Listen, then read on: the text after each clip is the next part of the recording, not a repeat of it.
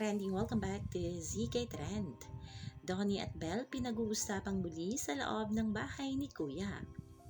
Sobrang relevant na talaga itong ating Don Belle. Ang kanilang chemistry ay di lang napapansin ng ordinaryong mga tao, kundi pati na rin kapwa nila artista. Maging sa loob ng bahay, anay nga pag-uusap ng mga housemate patungkol nga sa dalawa at maging sila nga ay kita ang totoong chemistry ng Don Belle, di umano pilit at wala umanong kailangang patunayan. Nag-uusap nga itong si Bianca De Vera at si Brent Manalo patungkol nga sa relasyon ni Donnie at Belle. Marami ngayon ang talaga namang nakikita na walang fan service ang ginawa ng Don Belle at napaka-genuine nga ang mga ito sa isa't isa. Ayon nga dito sa komento na ilang bula sa X. Bianca talking about Don Belle having a natural chemistry and Brent agreeing with her with no hesitations. Ayon dito kay Bianca, Belle and Donnie, I feel like ever since, they've always had natural chemistry.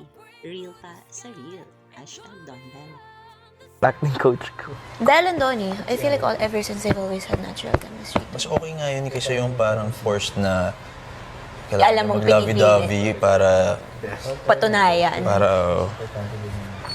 sa masarap din talaga maka-pair yung mga kasundo mo. Kaya ang hirap kasi pag Ipilit din mo. di mo kasundo talaga, syempre Makikita sa mata you have to, di ba?